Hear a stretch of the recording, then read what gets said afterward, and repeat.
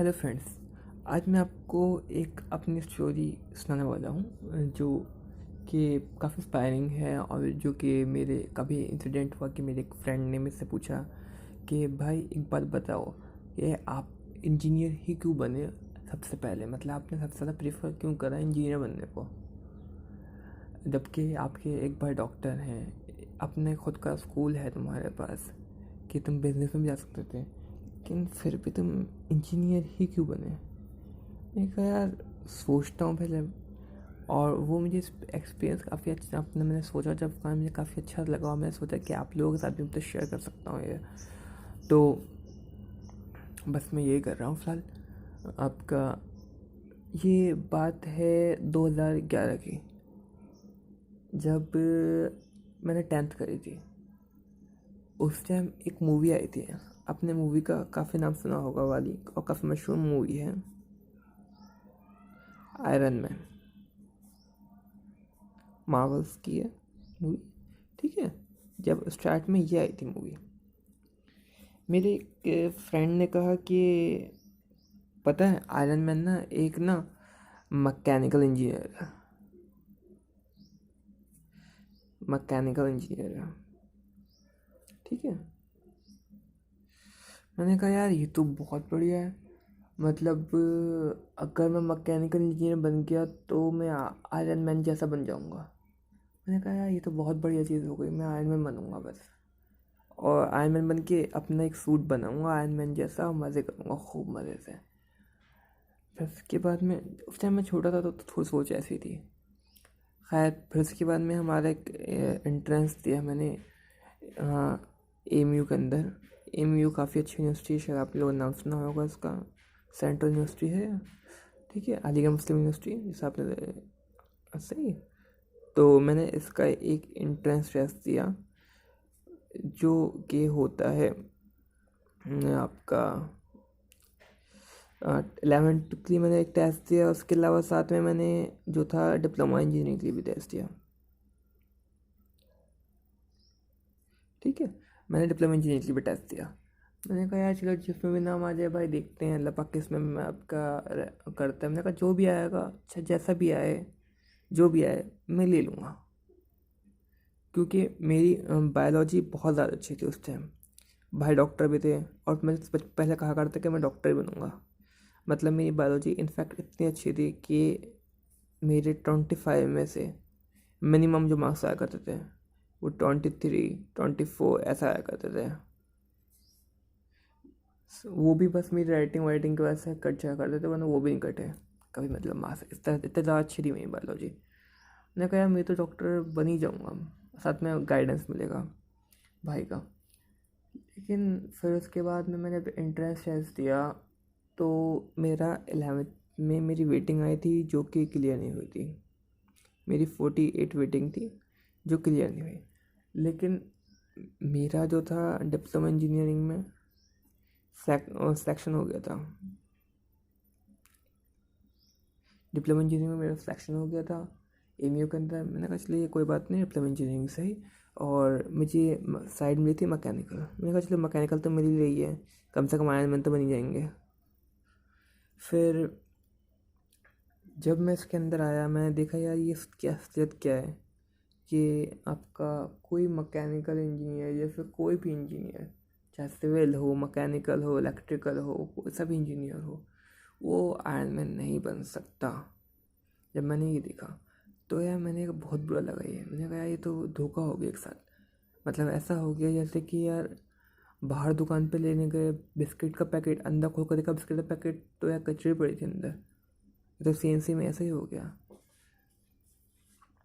मतलब अलग ही सा चीज़ हो गई थी मेरे साथ। मतलब एकदम शौक था, मैंने कहा ये क्या हो गया। फिर क्या कुछ नहीं, कुछ टाइम बाद मतलब मैंने कहा चलो कोई बात नहीं, हो सकता है अभी नहीं सिखा रहे मकैन आपका आयरन मैन बनना या फिर मैकेनिकल इंजीनियरिंग में, तो कुछ टाइम बाद में सिखाएंगे, थोड़ा बाद में सीखूंगा मैं, ठीक। अभी तो मेरा फर्स्ट ईयर है, ठीक। मैंने सोच के टाल दिया। फिर उसके बाद में फिर सेकंड ईयर की बारी आई। देखा यार सेकंड ईयर आया, फिर मैं लोगों से बात करी, ठीक है, कि आपका ऐसा कुछ होता है क्या भाई। जब मुझे सच्चाई पता चली कि भाई जॉब का किस तरह से होता है और उसके अलावा आप क्या क्या काम कर सकते हैं, क्या किस फील्ड में आता है, सही ऐसी फील्ड कितनी वास्ट है और कितनी क्या क्या चीज़ आती हैं उसके अंदर। तो यार मुझे पता चला कि यार ये चीज़ मेरे लिए नहीं थी, मतलब मैंने मतलब मैं गलत आ गया लगता है इसमें। मैंने सोचना शुरू करा कि यार चलो कोई बात नहीं, 1-2 साल का क्या नुकसान हो रहा है, कोई बात नहीं, हो जाए, पूरी ज़िंदगी बच जाएगी अगर मैं अभी किसी सही चीज़ में चला गया। ठीक, मैंने कहा यार कोई सही चीज़ ढूंढता हूँ मैं, सही चीज़ पर मैंने देखा कि यार मेरे इंटरेस्ट किस में है। तो इनफैक्ट मेरे इंटरेस्ट कुछ चीज़ों में निकला, जैसे कि उसमें पेंटिंग थी, ठीक है। उसके अलावा पेंटिंग के अलावा मेरी इंटरेस्ट जो था एक काफ़ी अजीब चीज़ों में था, आपको लगेगा जो कि, ठीक है, वो था कुकिंग में। ठीक, कि कुकिंग में मेरा इंटरेस्ट था। तब मैंने सोचा यार पेंटर तो भाई बन नहीं सकता मैं फ़िलहाल अभी, ठीक, लेकिन मैं सोचता हूँ चलो शेफ़ बन जाता हूँ। और शेफ़ जो था कि असल में मेरे भाई जो हैं डॉक्टर थे, वो भी पहले कहा करते कि शेफ़ बनूंगा मैं। मैंने कहा यार थोड़ा सा तो घर से थोड़ा बहुत मिला था शेफ़, उसके अलावा लोग तारीफ़ भी कर दिया करते थे अच्छा खासे कि भाई बहुत अच्छा बनाया है तुमने, ये कैसे कर लिया। तो मैं काफ़ी चीज़ बना लिया करता, बिस्किट्स पेस्ट्रीज वेस्ट्रीज काफ़ी चीज़ बना लिया करता। तो मैंने कहा यार शेफ़ तो बन ही लूँगा मैं। फिर उसके बाद में मैंने जब देखा पढ़ा उसका देखा कि शेफ़ किस तरह से बन सकते हैं, क्या हो सकते हैं, तो मुझे लगा कि यार ये इतना मुश्किल नहीं है शेफ़ बनना। और शेफ़ बनने के बाद में मैंने ये क्या क्या कर सकता हूँ वो सब कुछ मैंने देखा। लेकिन फिर उसके बाद में बाद में रियलाइज़ हुआ कुछ टाइम बाद। मैंने कहा चलो जैसा यार चल रहे हैं चलने दो अभी साथ में, जब अभी बीच में 20 सेमेस्टर है अभी, तो कुछ नहीं कर सकता मैं, शेफ़ बनूँ या फिर डिप्लोमा ही करूँ, कुछ नहीं कर सकता। पहले ऐसा करते हैं जब फॉर्म निकलेंगे जब तक डिप्लोमा कर लेता हूँ, जब फॉर्म निकल जाएंगे उस टाइम मैं शेफ़ का कर लूँगा। अगर शेफ़ का नाम आ गया तो बहुत अच्छी बात, नहीं आया तो डिप्लोमा चल ही रहा है, कंटिन्यू रखूँगा उसको।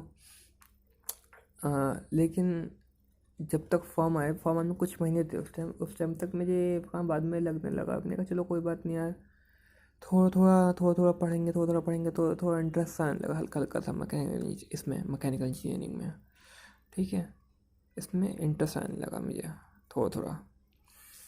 फिर उसके बाद में लेकिन टिल नाउ अब मेरा इंजीनियरिंग फाइनल हो चुका है, मैं कंप्लीट कर चुका, और अब मैं ग्रेजुएशन की तैयारी कर रहा हूँ फ़िलहाल से जेड के लिए, जैकोर इंजीनियरिंग कॉलेज एम यू के लिए, ZICET।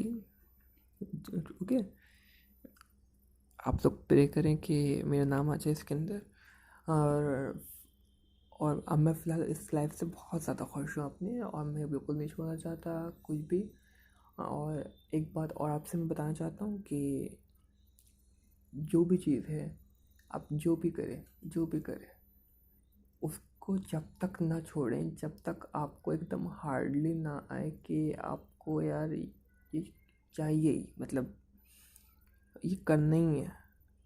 ओके, जैसे कि एक काफ़ी अच्छा कहा है किसी इंसान ने।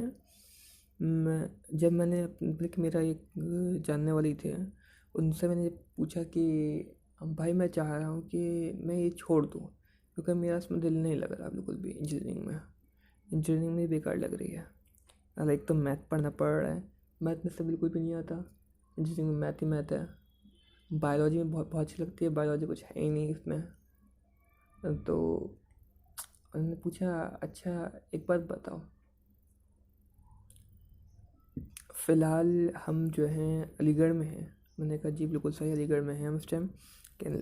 कि अगर किसी का डिज़ायर हो कि उसको दिल्ली जाना है, ठीक है, वो दिल्ली जाना चाहता है, उसके अंदर से बार बार निकल के आ रहा दिल्ली जाए, दिल्ली जाओ, यहाँ पे तुम नहीं रह सकते, यहाँ पे तुम कुछ नहीं कर सकते।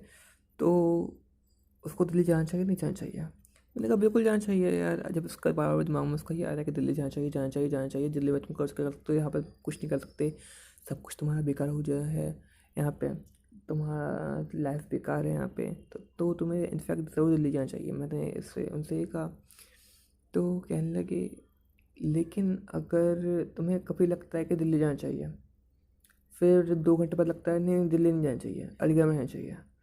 फिर उसके एक दिन बाद लगता है नहीं यार दिल्ली अच्छी जगह नहीं है, केरला चलते हैं केरला।